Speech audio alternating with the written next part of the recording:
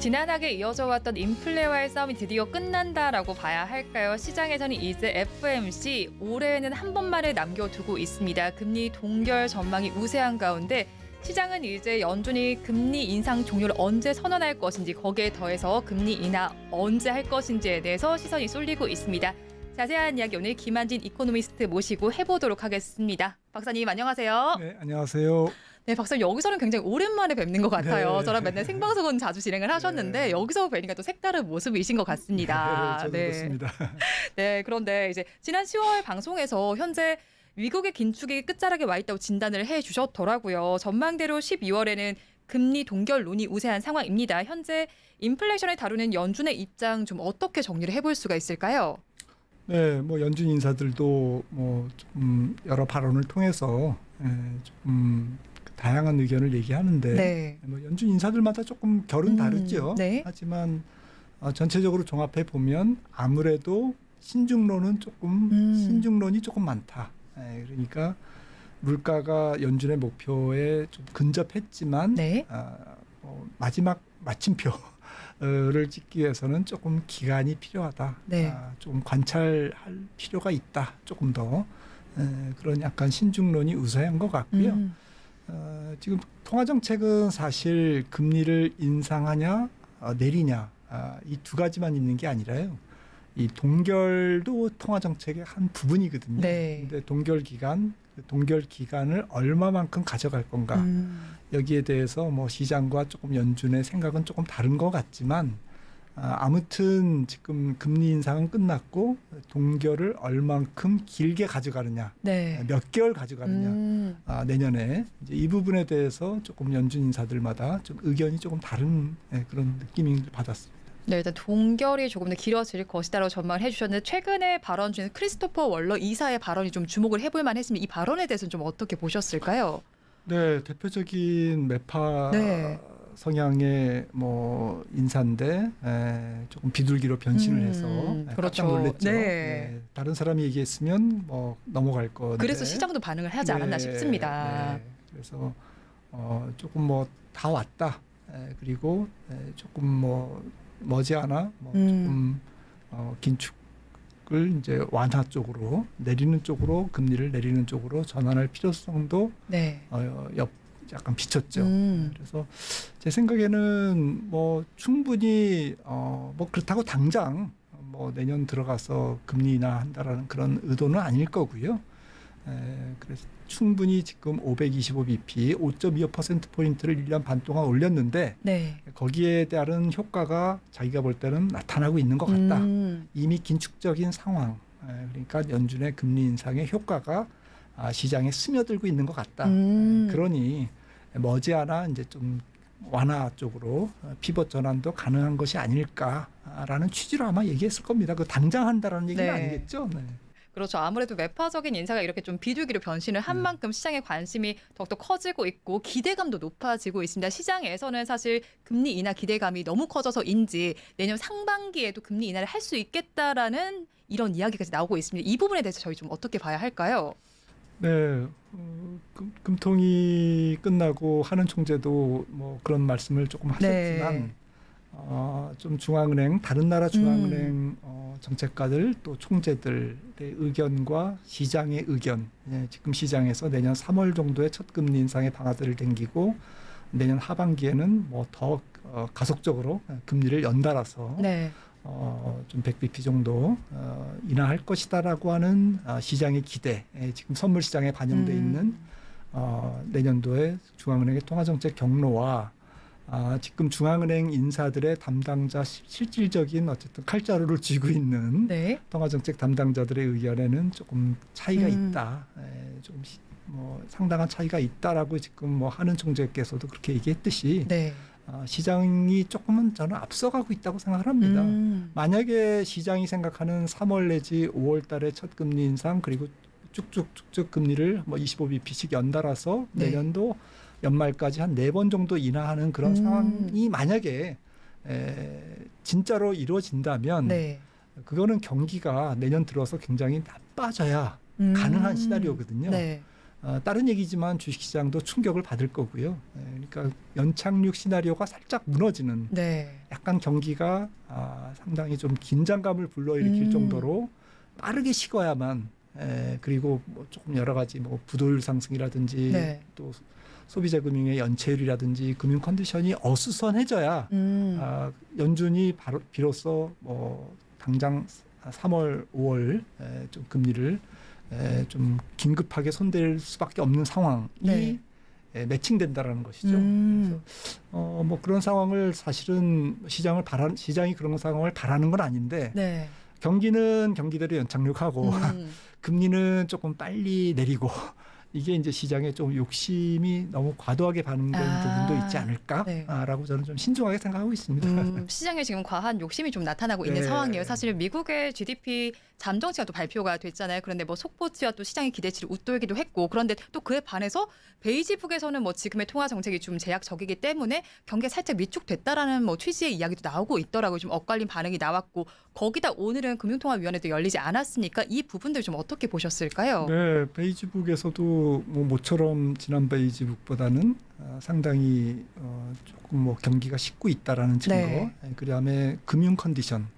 은행들이 대출을 축소함으로 인해서 여러 가지 소비나 투자가 줄고 있는 그런 경기가 식는 신호가 조금 보다 더 분명하게 나타나고 있다라는 것이 이제 베이지북의 내용이었고, 그러면서 이제 시장은 12월 금리 동결에 대해서 뭐 당연하게 받아들이고 있지만 그렇다고 지금 4분기 미국 GDP가 당장 좀 완전히 뭐 1% 미만이라든지 네. 좀 극단적인 상황으로 갈 거냐라는 것은 조금 의문이고요. 그러니까 지금 3분기 미국 GDP가 속보치가 5.2가 나왔지 않습니까? 네. 잠정치가요. 잠정치가 나왔죠. 속보치는 이제 4.9였는데 오히려 속보치보다도 더 높게 이제 잠정치가 나왔는데, 아무튼 5% 언저리라고 생각을 하면 4분기는 몇 퍼센트가 나올까? 지금 시장 예측은 뭐 한 2% 정도 보고, 뭐 일각에서는 뭐 한 1.5까지 이렇게 낮춰 보고 있는데, 뭐 1.5에서 한 2% 사이가 되겠죠. 네. 그러면 올해 경제 성장률이 미국이 한 3% 정도 됩니다. 3%라는 것은 미국의 잠재 성장률 1.8% 내지 뭐 1.9% 요 정도에 비하면 1%포인트 이상 높은 상당히 이례적으로 높은 성장률이거든요. 네.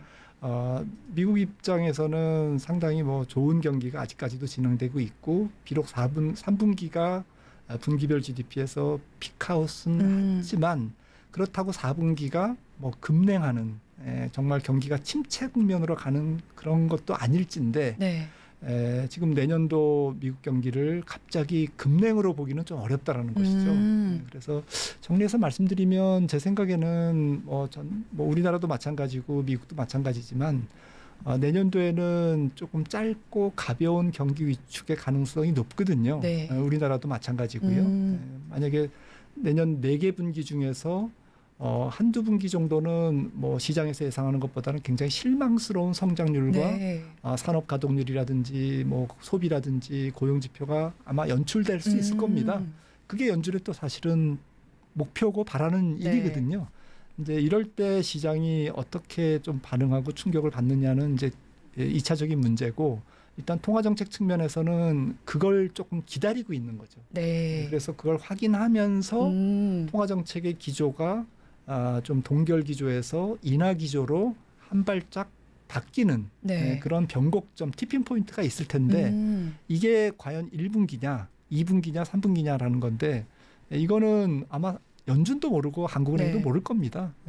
정해진 경로가 아니라 계속 나오는 데이터를 보고 통화정책가들도 중앙은행들도 거기에 따라서 데이터 디펜던트로 판단해야 되기 때문에 이거는 뭐 아무도 모르는 거죠. 하지만 이제 시장의 이코노미스트들이라든지 저희 같은 사람이 예측하건대는 아마도 내년도에는 그렇게 경제가 완전히 급격하게 드라마틱하게 식기보다는 특히 미국 경제는 상당히 내성이 있기 때문에 천천히 그리고 예측 가능한 범위 내에서 식을 가능성이 있기 때문에 통화정책의 피봇도 조금은 시장 기대치보다는 살짝 좀 뒤로 미뤄진다든지 또 4번 인하가 아니라 뭐 한 2번 인하라든지 하반기에 이렇게 조금 조금 절충적인 상황으로 아마 맞춰지지 않을까 내년에 들어가서는 실질적으로 그렇게 생각을 합니다. 네, 세계 경기에 짧고 뭐 가벼운 위축이 좀 있을 것이다라고 진단을 해주셨는데 사실 이제 금리 인상이 종료가 되면 이게 뭐 무조건 호재성 이슈는 아닌 게 여기에서 이제는 또 경기 둔화를 우려해야 된다는 목소리도 있습니다. 그렇다면 세계 경기가 지금 경기 사이클상 어떤 국면에 직면해 있는 걸까요? 네, 내년도 한마디로 말씀드리면 경기 위축 기간이라고 생각합니다. 그리고 좀 나눠서 보면 제조업과 비제조업, 즉 서비스업 쪽이죠. 제조업과 서비스업이 조금 경기가 격차가 있고요. 제조업은 이미 조금 침체 내지는 상당히 좀 안 좋은 상태로 약간 이미 한 뭐 1년 정도 식어 있는 상태로 지금 지속되고 있는 거고 그에 반해서 서비스업 경기는 상대적으로 조금 높은 영역에서 지금 경기를 떠받치고 있는 거고요.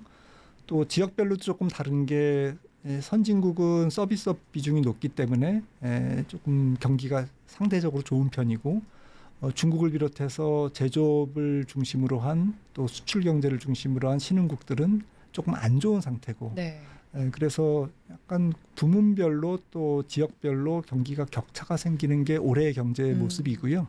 내년도에도 전체적인 경제 성장률이 미국이 올해 3.0에서 내년도에는 한 1.5 내지는 1.7 내지 1.8 정도의 수준, 1%대 중후반 정도로 낮아질 것 같고요. 그러니까 올해 너무 과열된 성장에서 정상적인 성장, 잠재 성장률 수준으로 정상화되는 국면, 그리고 중국 경제는 올해 5.3%에서 내년도에는 한 4.3%로 이제 세계은행이라든지 IMF, 뭐 국제금융센터에서 이제 그런 정도로 보고 있거든요. 그래서 전체적인 전 세계 경제의 양적 성장은 G2의 성장률이 좀 양적 성장이 올해보다는 내년도에 조금 위축되면서 전체적인 교육이 그렇게 활력 있게 전개되지는 않을 것이다라는 게 이제 중론입니다. 컨센서스죠. 그렇다고 보면 내년도 경제는 한마디로 말씀드려서 올해에 이어서 조금 안 좋은 국가들은 계속 좀 뭐 약간 지지부진한 그러한 양상을 띌 것 같고요. 대표적인 국가가 이제 우리나라일 것 같고요. 또 중국은 뭐 약간 부양책에도 불구하고 성장률이 좀 업되기는 한계가 있는 그나마 부양책을 써서 간신히 4% 초반대를 떠받치는 이제 그런 경제의 모습으로 생각이 되고요. 그런데 뭐 약간 주식시장하고 연결이나 뭐 금융시장과 연결해서 보면 이게 매크로와 지금 기업들의 실적이나 이런 부분들은 약간은 차이가 있는 것 같아요. 결에 차이가 있는 게 미국만 해도 사실 좀 매크로는 조금 안 좋더라도 내년에 기업 실적은 그렇게 나빠질 것 같지는 또 않습니다. 또 우리나라 같은 경우도 좀 성장률이 내년도에 뭐 한국은행도 2.1%로 조금 올해보다는 나아질 거라고 생각을 하고 있습니다만 저는 개인적으로 2.1% 좀 어려울 것 같다. 이렇게 약간 부정적으로 보고 있는데 아무튼 2%라는 게 높은 성장률은 또 아니지 않습니까? 따지고 보면 올해가 너무 나빴던 것에서 조금 상대적으로 내년에 좋아 보이는 것이지. 그럼에도 불구하고 좀 기업 실적 면에서는 예를 들어서 감사를 이미 진행하고 있는 반도체 섹터 같은 경우는 또 디램 가격이 경기가 그렇게 활력을 찾지 않음에도 불구하고 내년도에 가격이 좀 올라갈 수 있고 그럼으로써 코스피 전체적인 기업이익이 좀 올라갈 수 있다라는 거죠. 그러니까 아마 시청자분들이 경기랑 기업 실적이랑 이렇게 조금 헷갈린다라고 이제 그렇게 생각할 수 있을 것 같아요. 내년에. 그래서 이런 부분들을 조금 매크로하고 기업 실적이 조금은 상당히 약간 투 트랙으로 움직인다 그럴까요? 조금 살짝 이제 조금 경로가 조금 다를 수 있다. 왜냐하면 섹터를 움직이는 것은 뭐 반도체 감산이라든지 수급이라든지 여러 가지 요인들이 또 있지 않습니까? 유가라든지 이런 부분들 때문에 경제 성장률하고 기업 실적은 반드시 일치하는 경로로 가지는 않는다라는 측면에서 매크로 나쁘니까 주식시장은 무조건 나빠 이렇게 이분법적으로 생각을 단순하게 그렇게 직결해서 생각하는 것도 조금 좀 좋은 방법은 아닐 거다라고 저는 생각을 합니다. 네, 매크로 환경과 기업 실적을 무조건 1대1 대응 관계를 보시지 않았으면 좋겠습니다. 그래도 기업 실적이 무엇보다 좀 중요한 시점일 것 같은데 사실 증권가에서는 4분기 기업 실적에 대해서 그다지 뭐 좋은 평가를 내놓고 있는 것 같지는 않습니다. 실적 눈높이가 좀 낮아진 상황인데 이런 부분들이 연말 증시에 좀 좋지 못한 요소로 작용할 수도 있을까요? 네, 사실 4분기 기업 실적은 주가에 좀 약간은 프라이싱 된 부분이 있을 것 같고요. 네. 물론 개별 종목에서 실질적으로 이제 뚜껑을 열어보니까 이제 실적이 너무 안 좋다 보면 실적 쇼크 때문에 이제 주가가 좀 망가지는 경우도 물론 있겠지만 네. 이거를 다 합쳐서 본 코스피 기업이익이라든지 또 S&P 500 기업의 이익은 그렇게 예상한 범위 내에서 크게 벗어나지는 않을 것 같습니다. 가령 S&P 500 같은 경우는 YOY로 뭐 한 6% 플러스 정도. 그것보다도 중요한 것은 사실은 내년 상반기, 특히 상반기의 기업이익이죠. 네. 왜냐하면은 경기 사이클이 지금 계속적인 통화 긴축으로 인해서 제약적 수준의 기준금리가 은행 대출 축소라든지 이런 걸 통해서 또 미국 같은 경우에는 이제 저축률이 줄어들고 조금 과잉 저축이 이제 해소되면서 다 이제 돈을 다 써버린 거죠. 네. 이제 돈이 없으니까 약간 소비가 이제 쭈그러드는 이제 그런 시점의 변곡점이 연말 연초거든요. 그러다 보면 기업 실적이 과연 어떻게 나올 것인가가 굉장히 중요한 부분. 네. 내년 상반기에. 그게 이제 주식시장의 매크로 변수보다도 기업 실적이 더 중요할 것 같은데 제 생각에는 그럼에도 불구하고 그렇게 미스하지는 않을 것 같아요. 밑에 쪽으로. 네. 아마 조금 이렇게 분해해서 보면 S&P 500 기준으로 말씀드려서 죄송합니다만은 S&P 500 기업에서 뭐 에너지 기업들이 갑자기 실적이 부러질 가능성도 높지 않고요. 네. 그다음에 많은 B2C 기업들, 뭐 소비재 관련 기업들이 갑자기 이익이 그렇게 큰 변동성은 있는 친구들이 아니거든요. 뭐 거대한 소비 기업들이죠, 글로벌. 좀 이익이 그렇게 큰 변동성이 없고. 그다음에 빅테크들은 지금 내년도 매출액이 올해보다 한 11% 정도 증가하고 이익도 ROE라든지 이익 지표들도 그렇게 나쁘지 않을 것 같은데 제 생각에는 그렇게 실망스럽게 나올 기업들이 따지고 보면 뭐 엔비디아나 뭐 테슬라나 이렇게 보면 뭐 가봐야 알겠습니다만은 네. 그렇게 아래쪽으로 미스해서 주가를 빠뜨릴 정도로 실적 쇼크가 나올 수 있는 기업들이 당장은 안 보여요. 그래서 전체적으로 내년도 기업 실적은 지금 주가는 내년도 상반기의 기업 실적을 타겟팅하고 프라이싱해서 이제 가고 있는데 네. 그 확률이 조금 미스할 확률, 안 좋게 실적 쇼크로 나타나면서 주식시장을 완전히 짓누르거나 주식시장이 크게 조정을 받을 수 있는 그런 조정을 받을 가능성은 제가 볼 때는 그렇게 높진 않을 것 같다라는 의견입니다. 네, 일단 실적 자체가 크게 미스가 나서 증시를 끌어내리지는 않을 것이다라고 전망을 해주셨고요. 이제 또 연말인 만큼 산타가 찾아올까 아닐까 굉장히 기대감이 커지고 있지 않습니까? 특히나 또 우리 시장 최근에는 조금 반등 흐름을 보이면서 산타 랠리 기대감이 찾아들고 있는 상황인데 어떻게 보실까요, 박사님께서는? 뭐 지금 이미 뭐 성탄절은 조금 남았습니다만 네. 산타 랠리를 시작하고 있는 것 같고요. 네. 그리고 11월 달에 뭐 글로벌 증시가 좋았습니다. 뭐 S&P 500 같은 경우도 10% 정도 올랐고. 네. 그래서 이미 뭐 11월 산타 랠리 시작은 뭐 이미 조금 잘 진행되고 있는 것 같은데 연말 연초까지는 저는 분위기는 이어가지 않을까라고 생각을 합니다. 왜 그러냐면은 이제 무엇보다도 앞서 이제 실적도 말씀하셨지만 네.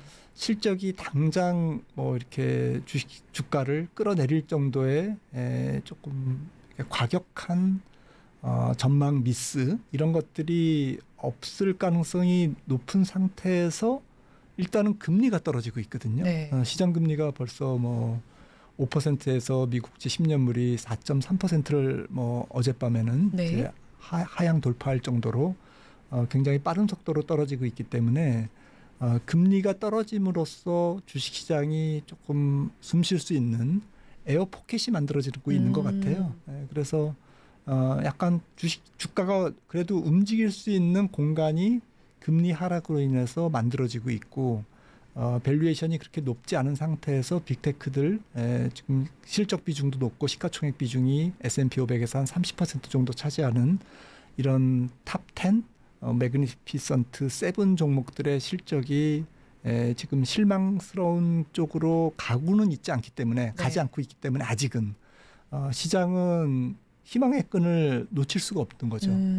그래서 지금은 경기 자체도 조금 너무 과열된 상태에서 정상적인 상황으로 내려오는 것이 지금 정상적인 상태에서 침체 상태로 내려오는 구간이 아니기 때문에 과열된 상태에서 정상적인 상태로 내려오면서 금리를 끌고 내려오니까 주식시장은 굉장히 편안해지는 그런 분위기인 거죠. 실적만 나쁘지 않다면 아주 실적이 고약하게만 안 나온다면 이거는 뭐 세상 편한 환경이거든요. 그래서 조금은 더 밸류에이션이 높아질 때까지 게임을 즐길 가능성이 있다라는 측면에서 저는 연말연초 장세는 그렇게 나쁘지 않다. 물론 이제 연말연초에 이렇게 달리면 11월 달에도 10%나 주가 지수가 올랐다고 말씀드렸는데 12월에도 뭐 한 10% 가까이 오르고 1월 달에도 뭐 10% 오르면 사실은 내년 장 전체를 이미 뭐 조금 미리 가불 해서 재료를 미리 땡겨서 연말연초에 다 해먹은 장세가 되기 때문에 사실은 그 다음에 굉장히 시장이 고생할 수도 있습니다. 근데 그거는 이제 그때 가서 생각해야 될 문제고 시장이 어떻게 그렇게 조금 더 빨리 땡겨서 움직일지 아니면 조금 차근차근히 조금 차분하게 반영하면서 가령 뭐 12월 달에는 좀 쉬고 1월 달에는 올라가고 이런 식으로 타협해서 갈지 그거는 모르죠. 아무도 모르지만 아무튼 분위기는 내년 1월까지는 시장은 좀 살아있을 가능성이 있다. 금리 하락 때문에. 그렇게 생각을 합니다. 네, 금리 하락 이슈로 인해서 내년 1월까지 시장의 흐름이 좀 살아있을 것으로 전망이 됩니다. 특히나 최근에 시장을 이끌어왔던 건 반도체주의 선전이 아니었을까 싶습니다. 지난 방송에 오셨을 때도 반도체가 지금 턴어라운드 국면에 직면했다고 말씀을 해주셨는데 앞으로도 반도체주가 주도주 역할을 하게 될까요? 네, 뭐 저는 내년도 시장에서 반도체주는 나쁘지 않을 것 같고요. 매크로가 저희가 보는 것처럼 어느 정도 선방이 아니라 조금 매크로 쇼크가 나온다든지 성장률 쇼크가 나오지 않는 한 어느 정도 시장이 박스권 내지는 살짝 우상향하는 그러한 분위기에서는 반도체주가 상당히 괜찮을 거다. 다른 섹터보다는 괜찮을 거다라고 생각을 하고 있고요. 저 전문가는 아니지만 어쨌든 올해 감산을 열심히 해서 시장의 수급을 좀 돌리는데 조금 반도체 메이커들이 많이 노력을 해왔다. 그 성과가 연말연초, 내년 초에 이제 내년 상반기에 나타날 가능성. 그리고 두 번째는 올해도 상반기에 AI가 이제 그 시장을 주도했지만 저는 내년에도 역시 AI가 좀 중심이 될 것 같아요. 물론 이제 똑같은 종목이 계속 올라갈지, 뭐 엔비디아가 내년 상반기에도 계속 달릴지 이거는 모르겠습니다만 아무튼 전체적으로 AI라는 테마 속에서 시장이 움직일 가능성, 그리고 AI와 관련된 뭐 데이터 센터, 또 HBM, 또 시스템 반도체, 여러 가지 또 그래픽 카드라든지 뭐 여러 가지 소프트웨어 이런 쪽의 카테고리 쪽에서 시장이 주도주를 형성해 나갈 가능성, 스토리를 만들어 갈 가능성을 저는 높게 보고 있고요. 그도 그럴 것이 전체적으로 이거는 멈출 수 없는 경쟁인 것 같아요. 사실은 뭐 1900년 초반에 뭐 철도가 하고 뭐 무슨 방적기계가 뭐 이렇게 하고 산업혁명이 2차 산업, 3차 산업혁명이 쭉 이어져 왔지 않습니까? 지난 100년간. 지금은 AI의 헤게모니를 지는 게 향후 10년, 20년에 좀 산업의 주도권을 쥐는 열세이기 때문에 국가적인 입장에서도 그렇고 기업단에서도 이거는 뭐 멈출 수 없는 경쟁이거든요. 그 경쟁에서 이제 뭐 피를 흘리는 기업도 있겠지만 그 경쟁에서 살아남고 이기는 기업은 상당히 주가 퍼포먼스 쪽에서도 좀 의미 있는 앞으로도 더 상승이 이어질 가능성이 있다라는 측면에서 제 생각에는 반도체도 우리나라의 뭐 아주 뭐 AI에 완전히 관련된 기업은 아니지만 그래도 뭐 미국의 예를 들어서 AI 주가가 올라가는데 우리나라 반도체주는 계속 거꾸로 간다. 이거는 조금 상상하기 어렵다라는 거죠. 그런 측면에서 저는 AI 계열의 전체적인 카테고리 쪽에서 투자자분들이 조금 종목을 고르는데 심혈을 기울이시는 게 좋지 않을까라고 생각을 합니다. 네, 방금 말씀해주신 AI 중에서는 사실 요즘엔 또 시장에서 온디바이스 AI가 또 이슈가 되고 있잖아요. 또 다른 이슈들이 나올 가능성도 있겠죠. 네, 물론이죠. 네. 4차 산업의 특징은 뭐 융합이지 않습니까? 네. 전혀 관련성이 없는 산업 간의 융합이고요. 사실 2차 전지도 융합 중에 하나고 그리고 좀 뭐 자동차 전장품 이런 것도 융합이잖아요. 네. 기계와 IT의 결합이고요. 자동차와 전자의 결합이고 또 하드웨어와 소프트웨어의 결합, 또 소프트웨어 중에서도 뭐 보안도 있을 거고 또 시스템을 잘 돌아가게 만드는 그러한 알고리즘 소프트웨어도 있을 거고 굉장히 다양하기 때문에 좀 우리의 사고방식 조금 저같이 참 그런 쪽에 잘 모르는 사람들이 예단하면서 이거는 이게 한계야. 그리고 이게 다 왔어. 이렇게 생각하는 것은 좀 위험하다라고 생각을 합니다. 이 산업이 정말 꿈틀꿈틀 살아있는 생명체처럼 세포 분열을 하고 또 분열된 세포가 서로 만나고 또 저기 떨어져 있는 세포와 이렇게 결합하고 그러면서 이상한 생태계를 만들어가는 굉장히 역동적인 그런 상황이기 때문에 그런 쪽에서 정말 눈 돌아가는 어떤 산업의 발전, 혁신 성장이 있을 거거든요. 네. 그래서 이런 부분들에 대해서 좀 주식시장에서도 굉장히 뭐 테마주라고 그러지 않습니까? 이게 뭐 정말 너무 먼 미래를 땡겨서 그 주가에 반영하는 그런 약간 부작용도 분명히 있을 겁니다만.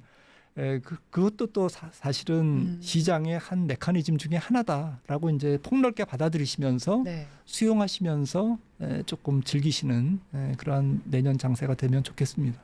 네, 함부로 한계를 좀 규정할 수가 없겠습니다. 또 2차 전지도 빼놓고 질문을 할 수가 없겠죠. 사실 개인 투자자분들의 굉장히 많은 관심을 받은 종목들이 아닐까 싶습니다. 올해 초부터 이제 올해 중반기까지 굉장한 시세를 분출하기도 했었는데 2차 전지주에 대해서 지금 좀 어떤 투자 전략을 가져가면 좋을까요? 좀 어려운 질문이신데 네. 2차 전지주에 대해서 뭐 잘 모르기 때문에 좀 조심스럽습니다. 근데 이제 과거에 이제 주도주의 역사를 보면 한번 시세가 분출한 주식들은 상당 기간 조금 조정을 보이는 경우가 많고요. 일단 가격적으로 조정을 보인 다음에 좀 횡보 기간을 거쳐서 상당히 에너지 재충전을 하고 다시 주도주의 반열로 다시 컴백하는 데까지는 뭐 짧게는 3년, 길게는 뭐 10년 걸리는 그런 상황을 왕왕 봤기 때문에 이번 2차 전지도 일단 시세를 분출했기 때문에 그런 관점에서 말씀드리면 펀더멘탈은 잘 모르고요. 시장의 논리를 볼 때는 큰 시세는 일단락 된 것 같고 다만 이제 내년도에는 조금 2차 전지 중에서 조금 수주가 본격적으로 더 늘어난다든지 또 기업 실적이 뭐 꾸준하게 개선이 된다든지 이런 종목들 몇몇 종목 중심으로 추려서 굉장히 슬림화돼서 종목별 장세로 조금 다시 부활하는 종목들도 일부 나올 거고 또 일부 종목은 여전히 높은 밸류에이션과 조금 어닝의 좀 부진 부진이라기보다는 기대한 것에 좀 못 미치는 거죠. 그러면서 계속 조정을 보이는 기간 조정을 보이는 이제 그런 종목들도 다수 있을 거고요. 그래서 조금 차별화가 될 것 같습니다. 내년에는 쉬어가는 종목들과 다시 간추려서 올라가는 종목들. 그래서 저희 입장에서는 간추려서 올라가는 종목들에 좀 집중해야 되겠죠. 아무래도 실적이 좀 뒷받침되고 수주가 계속 꽂히면 주가가 또 움직일 수 있는 거잖아요. 많이 올랐더라도 뭐 특히 이번에 좀 기술적인 많은 조정을 보였기 때문에 조금 그런 종목들을 좀 골라나가는 지혜가 필요할 것 같습니다. 네, 종목별로 차별화된 전략이 필요할 것 같습니다. 또 연말인 만큼 배당주에 대한 기대감도 있을 것 같아요, 박사님. 뭐 배당주 외에도 사실 증권가에서 보니까 방산주에도 관심을 가져봐야 된다 이런 의견들도 있던데 이에 대해서 박사님 의견 좀 어떠실까요? 네, 배당주 같은 경우는 뭐 연말에 항상 얘기는 많이 나오지만 사실 뭐 배당주는 연말에 투자하는 거는 꼭 그게 성공 확률이 그렇게 높지 않더라고요. 그러니까 투자 스타일의 문제인데요. 제 생각에는 그냥 무조건 배당을 많이 주는 종목이 괜찮은 종목이냐라고 보면 이제 그건 꼭 일치하지는 않는 거죠. 네. 그러니까 배당을 많이 주느냐, 지금 현재 배당 수익률이 4%냐 5%냐 이것도 중요하지만 그 배당 수익률을 내년까지 유지할 수 있는 내년도 3월 달에 주총에서 그 배당을 계속 유지할 수 있는 올해 이익이 뒷받침되는 기업이냐. 네. 그리고 이제 시가총액 대비 지금 유보금, 뭐 보유 현금이 어느 정도 뒷받침이 되는 회사냐. 1년 전하고 지금하고 비교했을 때 이런 가치 PBR이라든지 PBR이 예를 들어서 한 0.3이고 시가총액이 1,000억인데 현금도 한 1,000억 갖고 있고 네. 작년에 배당 수익률이 5%였는데 지금 가격에서도 배당 수익률이 5%고 이런 종목들은 투자할 만하죠. 왜냐하면 밑에가 보이지 않습니까? 네. 그다음에 배당 수익률은 거의 확정된 채권 금리와도 같고요. 그런 주식은 배당 투자로서 매력이 있지만 막연하게 배당 수익률이 작년에 4%였다고 올해는 기업 실적도 안 나오는데 네. 조금 그렇게 투자했다가 낭패를 보는 경우도 특히나 경기가 안 좋고 기업 실적이 안 좋을 때는 네. 좀 선별해서 보실 필요가 있다라는 말씀을 좀 드리고 싶습니다. 그럼 방산주 쪽에서는 어떻게 좀 생각을 하실까요? 방산주는 네. 뭐 우리나라 방산주가 정말 도약을 했죠. 네. 네, 정말 뭐 폴란드 이런 뭐 전 세계로 수출을 하고 실력이 입증된 것 같습니다. 네, 그래서 밸류에이션의 문제이지 저는 방산주 좋아하고요. 네. 내년도도 안타깝지만 지정학적 위험은 계속되고 전 세계 많은 국가들이 네. 뭐 유럽에서는 대표적으로 프랑스, 동유럽 뭐 여러 국가들이 또 중동 국가들 상당히 방산에 대한 재정 그 지출을 늘릴 계획을 이미 공표했거든요. 네. 그래서 K방산이 전 세계에서 조금 더 내년도에 입지를 넓혀가는 해가 될 것 같아요. 올해는 이제 K방산이 있다라는 것을 확실하게 세계 시장에 심어준 해였고 내년도에는 뭐 그 외연이 조금 넓혀지고 네. 수출 시장도 조금 다변화되고 또 수출 품목도 조금 더 고부가화되는 이제 그러한 조금 업그레이드되는 해라고 저는 기대하고 있기 때문에 방산주 쪽에서 PER이 너무 높지 않은 네. 너무 이제 앞으로 좋아질 거다라는 것을 땡겨서 앞서서 좀 주가가 비싼 종목들은 피해야죠. 하지만 뭐 PER이 그렇게 높지 않고 지금 올해도 하반기에 실적이 수주가 계속 네. 찍히는 그런 뭐 방산주, K방산주는 내년도에 장기 투자하기 굉장히 적합한 종목이 아닐까 저는 생각을 합니다. 네, 방산주 사실 우리 방산의 위상을 이제 드러낸 해가 아닐까 싶습니다. 앞으로의 전망도 계속해서 바라보시면 좋겠고요. 또 연말에 나와주신 만큼 우리 증시에 대한 큰 그림을 좀 그려보고 싶습니다. 내년에 대해서 좀 살펴봤을 때 우리 증시를 좌우할 만한 거시 변수는 어떤 것들을 좀 지켜봐야 할까요?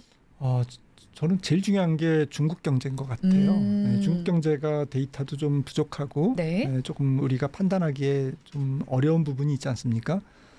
특히나 지금 중국 경제의 모습은 잘 아시다시피 구조조정, 부채조정의 기간에 지금 들어가 있는 거기 때문에 네. 이게 우리나라 경제, 좀 전 세계 경제에 중국 경제의 위축이 얼만큼 영향을 줄지 조금 예단하기 어렵습니다. 앞서도 우리 내년에 중국 경제 성장률이 올해 5.3에서 내년에 한 4.3 정도로 나올 것이라고 말씀을 드렸는데 그것도 이제 좀 불확실한 거죠. 네. 그래서 이게 만약에 아래쪽으로 내려가거나 혹은 반대로 중국이 생각보다는 내년도에 한 5% 성장하면 그림이 달라지고 그림이 달라지다 보면 주도주가 달라지는 거고 그렇기 때문에 중국 경제가 굉장히 우리나라 경제에서는 중요한 의미가 좀 네. 있는 것 같고요. 두 번째는 뭐 앞서도 말씀 나눴듯이 미국 경제 둔화 정도가 어느 정도일 거냐. 짧고 가벼운 침체라고 말씀을 드렸지만 또 한 2분기에 한 1% 미만의 살짝 0.몇 %의 성장률로 내년 4분기 성장률에 액땜을 하고 넘어간다라고 생각을 하면 다행인데 만약에 이게 길어진다 그러면 이거는 또 그림이 좀 달라지는 거지 않습니까? 네. 그래서 이 부분은 좀 시장 금리를 보면서 판단하는 게 좋을 것 같아요. 왜냐하면 시청자분들이 정말 미국 경제를 아주 분석을 해서 네. 이렇게 따라할 수도 없는 거고 또 분석한다고 해도 저도 마찬가지지만 주식시장이랑 반드시 또 일치해서 가는 것도 아니지 않습니까? 네. 네, 주가가 또 앞서 반영될 수도 있고 뒤에 반영될 수도 있는 거기 때문에 그러면 어떻게 하느냐? 시장 금리를 조금 초점을 둬서 내년에는 네. 시장 금리가 지금 5%에서 4% 내지는 뭐 한 3.8%에서 9%까지 내려올 때는 시장은 좀 해볼 만하다. 주식시장이 살아있다. 왜냐하면은 금리가 가면서 앞서 말씀드렸듯이 시장이 좀 숨쉴 공간이 있지 않습니까? 네. 그러니까 이거는 좀 주식을 좀 그래도 적극적으로 해보는 구간. 근데 만약에 4%를 확 깨서 뭐 3.5% 이렇게 내려가면 제 생각에는 좀 안전자산 비중을 줄이고 현금 비중을 조금 안전자산 비중을 높이고 현금 비중도 높이는 그런 보수적인 전략을 취하는 게 좋을 것 같아요.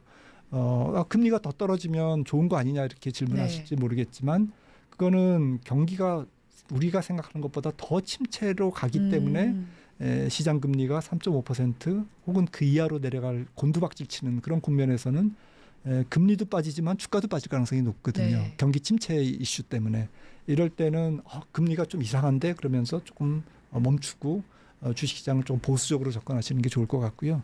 제일 좋은 거는 한 4%에서 한 4.3%, 한 3.8%에서 4.2%, 그러니까 4%를 기준으로 좀 위아래로 왔다 갔다 하면 시장은 뭐 기업 실적을 반영하면서 하다못해 종목 장세라도 이어질 수 있거든요. 이제 그런 주식시장이 내년도에 가장 좋은 주식시장이기 때문에 그런 주식시장에서는 뭐 좋은 종목들, 실적 좋은 종목들 트레이딩 하시면 될 것 같고요. 바이앤홀드 하셔도 되고.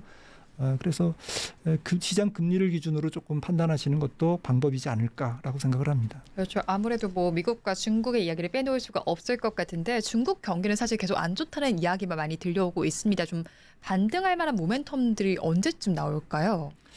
중국 경제는 안타깝게도 제가 지금 분석한 바로는 2025년까지는 좀 부진할 것 같아요. 내년 지나서 후년까지도 잘 아시다시피 지금 헝다에 이어서 완다 그다음에 삐그이안 이렇게 지금 지속되고 있는 좀 부동산 개발업체들의 문제 또 지방정부의 부채 또 지방정부가 보증한 LGFB 파이낸셜 비이클의 문제 이런 기업 부채 문제가 굉장히 규모가 큽니다. 근데 만기가 지금 올해보다는 내년에 더 많이 도래하고요.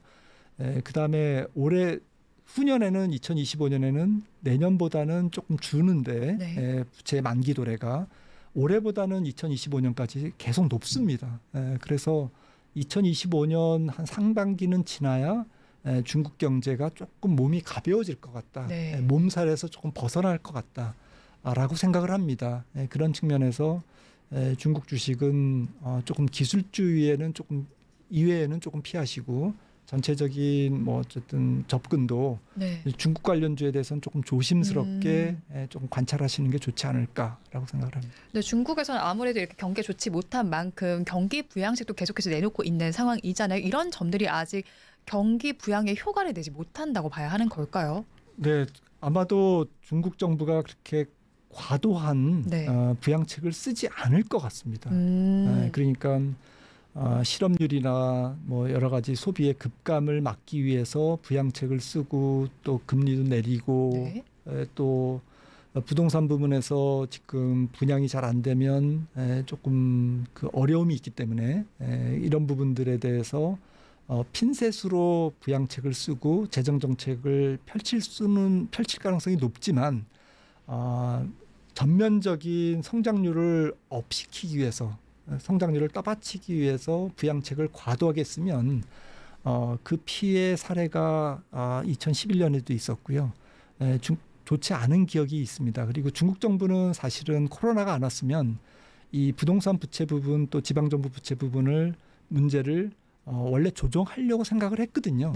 제가 알고 있기에는. 하지만 코로나가 오면서 이게 딜레이된 부분, 지연된 부분이 있기 때문에 이 구조조정, 부채 조정을 안 하고 얼렁뚱땅 넘어가려고 하지는 않을 것 같습니다. 일단은 손볼 거는 손보고 정리할 건 정리하고 대신에 부양책을 써서 너무 경제가 심하게 위축되는 것은 막는 정도에서 구조조정을 차근차근히 진행해야만 중국이 그다음에 중진국, 선진국으로 갈 수 있는 깨끗한 금융환경, 부채 환경을 만들 수가 있기 때문에 중국 공산당 지도부는 이걸 잘 알고 있기 때문에 제 생각에는 부채 조정을 멈추진 않을 것 같습니다. 그래서 부채 조정도 하고 또 부양책도 하기 때문에 한쪽에서는 부양책의 엑셀레이터를 밟고 한쪽에서는 브레이크를 밟는 거거든요. 그러면서 차의 속도를 절묘하게 유지하는 그런 전략을 취할 거기 때문에 부양책을 썼다고 경기가 좋아진다 이렇게 1대1로 대응해서 생각하는 것은 조금 잘 맞지 않을 것 같은 느낌이 좀 듭니다. 네, 중국 여러 가지 문제 직면에 있는데 풀려고 노력은 하고 있는데 아직까지 실마리가 좀 나오지 않는 것으로 보입니다. 또 금리에 대해서도 이야기를 해주셨는데 현지 시간으로 오늘은 또 PC 물가 지수가 발표가 되지 않습니까? 연준이 좀 중요하게 생각하는 지수인 걸로 알고 있는데 어떻게 나올지 좀 궁금하고요. 이 부분이 금리 정책에 영향을 미치지는 않을까요? 네, 이미 2주 전에 CPI가 나왔기 때문에 그 정도에서 나올 것 같고요. 네, 그런데 지금 하반기 우려했던 것보다는 지금 근원 물가가 잘 잡히고 있거든요. 네. 근원 물가가 잡히고 있는 이유는 무엇보다도 지금 임금 인플레이션이 그래도 지금 낮게 찍히고 있고 또 주거비도 그래도 뭐 조금 고약하게 찍히고 있지는 않습니다. 그러면서 지금 연준의 목표가 올해 연말에 3.6%의 근원 PCE를 보는데 그 3.6% 이하로 이제 12월 말에 도달할 가능성. 그게 지금 10월 지표도 지금 3.6 정도 생각을 하고 있는데 그 시장 예상대로 조금 나올 가능성이 있고요. 그래서 조금 인플레이션 측면에서는 안도감이 있지 않을까. 좀 시장에 좀 긍정적으로 영향을 줄 거로 이제 생각을 합니다. 앞으로는 조금 더 긍정적 영향을 줄 것이다라고 예측을 전해주셨고요. 또 오늘 금융통화위원회 앞서서 열렸다고 제가 말씀을 드렸었는데 이 안에서도 내년도 경제 전망이 나왔고 그 전날에 OECD에서도 우리나라 경제 성장률에 대해서 전망을 했습니다. 수치가 좀 다르게 나타나고 있는데 박사님께서는 조금 더 어디에 무게를 실으실까요? 네, 지금 한국은행에서는 지난번에는 2.2%인가 올해는 1.4%고요. 내년도에는 2.2%인가를 원래 봤다가 조금 0.1%포인트를 낮춰서 2.1로 지금 전망을 했는데요. 2.2든 2.1이든 한 2% 언저리, 그러니까 잠재 성장률 정도에 도달하는 거다라고 이제 지금 보고 있는 거고요. 한국은행은. OECD도 마찬가지입니다. 그 정도 한국이 내년도에 잠재 성장률 정도 성장을 할 거다라고 이제 보는 거고요. 2% 성장률이 전 세계적으로는 그렇게 낮은 성장률은 아니거든요. 한은 총재께서도 말씀하셨듯이. 그래서 정부 입장에서는 한 2% 정도 나오면 괜찮겠다라고 이제 아마 희망 섞인 전망도 이제 지금 하고 있는데 개인적으로는 저는 2% 성장률을 하면 정말 다행이겠다. 1.5%에서 1.8% 사이에 조금 더 낮은 성장률이 내년도에 찍히지 않을까라고 생각을 하는 이유는 소비와 고정 투자가 조금 부진하고요. 지금 내수가 좀 안 좋습니다. 그런 상태에서 앞서도 반도체 말씀 나눴지만 좀 전체적인 우리나라 수출 경기를 크게 끌어올릴 정도는 아닐 거다. 물론 이제 올해보다는 좋지만 그래서 성장률이 2% 정도까지 나오기에는 조금 더 중국이 뒷받침돼야 되고 또 반도체 가격이 조금 더 올라줘야 되는데 이제 그런 것들이 아직까지는 좀 불확실하다. 이제 이런 정도의 전망을 좀 하고 있습니다. 네, 그리고 또 이제 내년에 증시 전망도 좀 해봐야겠습니다. 증권사마다도 좀 제각각의 수치를 내놨더라고요. 지금 살펴보니까 KB증권에서는 좀 가장 높은 수치인 2,810포인트까지 잡아줬는데 교보증권의 경우는 하단을 1,900포인트로 좀 잡아놨습니다. 박사님께서 보시기에는 어느 정도로 좀 예상을 하실까요? 네, 저는 2,200 정도는 지키지 않을까 하다는 PBR 1배가 조금 깨지는 수준 그게 이제 2,200이기 때문에 정확하게는 아마 2,250 정도가 1배일 겁니다. 그래서 그 정도는 지키지 않을까 생각하고요. 내년도에 좀 경기가 그래도 성장률이 한 2% 가까이 찍히면 그 정도의 주가 지수는 방어하지 않을까라고 생각을 하고 있고 무엇보다도 반도체가 매크로보다는 조금 내년도에 선방해주지 않을까라는 측면에서 시가총액이 큰 SK하이닉스와 삼성전자가 조금 지수를 받쳐줄 수 있다라고 생각을 하고 있고요. 올해 많이 빠진 2차 전지들이 내년도에는 좀 횡보 내지는 종목별로는 좀 반등할 수도 있기 때문에 좀 그것도 이제 시가총액이 지금 크지 않습니까? 이런 것들 괜찮을 것 같은 느낌이 들고요. 위쪽으로는 좀 내년도가 전체적으로는 경기 위축 기간이기 때문에 조금 더 위로 뻗어가는 데는 또 한계가 있지 않을까. 좀 답답한 박스권이지 않을까 올해만큼. 하지만 이제 변동성은 여전하겠죠. 그래서 저는 2200 정도를 지지선 그리고 상단은 한 2700이나 2750 정도를 상단으로 해서 좀 증권회사들이 대체로 이제 전망이 이제 그 정도에 맞춰져 있는데 뭐 NH투자증권 정도를 보고 있습니다. 그런데 비슷하게 정말 박사님의 의견과 나타난 것 같습니다. 그렇다면 앞서서 이제 연초에 랠리가 좀 가능하다고 말씀해 주셨잖아요. 그렇다면 내년 증시는 상고하저로 전망을 좀 해봐야 할까요? 꼭 상고하저는 아니고 약간 뱀이 왔다 갔다 하는 것처럼 내년에 용띠인가요? 용띠입니다. 네, 그래서 약간 뭐 그냥 굴곡이 있는 업앤다운이 있는 장이 아닐까 이렇게 생각을 하고 있고요. 연초에 많이 오르면 또 상반기에 봄에는 빠지고 봄에 빠지면 또 여름부터 가을 사이에는 오르고 이제 그런 장이지 않을까 생각을 합니다. 그리고 약간 그 앞서 말씀 나눈 그 위험 요인들 중국과 미국의 좀 성장률 혹은 뭐 상업용 부동산이라든지 중국의 부채 조정 문제 이런 위험 요인들이 어떻게 전개되느냐에 따라서 조금 그 고점과 저점이 형성될 것 같습니다.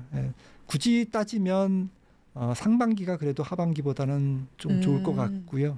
하지만 내년도 연말 정도에는 2025년 장세를 반영해 가기 때문에 지금 오늘 방송을 하는 이런 시점 뭐 한 11월 말 12월 초에는 훨씬 더 올해보다는 분위기가 좋지 않을까. 내년도 2025년을 좀 바라보면서 조금 더 희망이 더 깔린 그런 약간 위쪽 방향으로 움직이는 장세가 되지 않을까. 그러니까 내년 한 9월까지면 고생하시면 그 다음부터는 이제 좀 박스권을 탈피해서 2025년은 대세 상승장으로 향해 가는 그런 모습들을 조금 기대할 수 있는 그런 증거들이 많이 나오는 주가는 뭐 좀 선반영될 수도 있으니까요. 저는 뭐 좀 긍정적으로 내년 4분기는 긍정적으로 4분기 전까지는 3분기까지는 조금 주의해서 좀 트레이딩하고 좀 좋은 종목 중심으로 조금 선별해서 매매하는 전략을 좀 찾는 게 좋지 않을까 생각합니다. 네, 박사님 말씀처럼 내년 이맘때쯤에는 조금 더 긍정적인 전망을 하면서 이 자리에서 이야기를 또 나눠봤으면 좋겠다는 희망이 또 생깁니다. 그렇다면 지난 방송에서처럼 빅테크 중심의 투자 전략이 유효한지 좀 궁금하거든요. 자산 배분 전략 저희가 어떻게 짜면 좋을까요? 네, 내년도에는 앞서도 말씀 나눴듯이 빅테크나 미국에서는 AI의 테마 그다음에 올해도 HBM이나 뭐 이런 테마로 많이 갔습니다만은 다 AI 연장선상이었죠. 그리고 반도체도 마찬가지고요. 그러니까 AI 기술주, 빅테크 이런 키워드에서 그렇게 멀리 벗어나지 않는 게 좋을 것 같아요. 이게 한 카테고리고요. 그다음에 많이 빠진 종목들이 있지 않습니까? 지금 시장에서 관심도 없을 정도로 올해도 많이 빠졌고 지금도 많이 빠지고 있는 종목들 대형주에도 많지 않습니까? 이런 종목들은 조금 길게 투자하기는 어렵고요. 좀 종목마다 다르겠지만 그거는 트레이딩 영역인 것 같습니다. 그런 종목들도 의미 있게 어느 정도는 반등할 것 같습니다. 내년도 어느 구간에선가 항상 주가는 많이 빠지면 반등하거든요.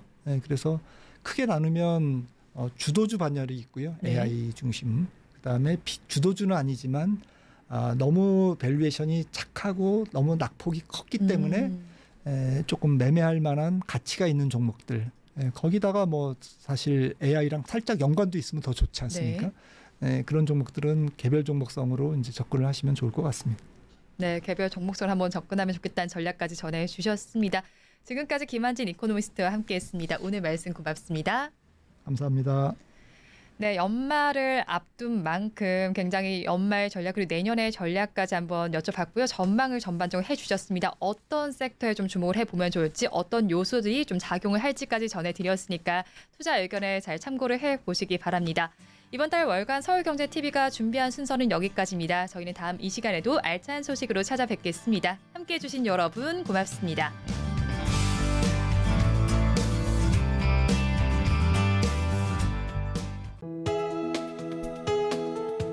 본 방송에서 제공하는 투자 정보는 투자 판단에 대한 조언입니다.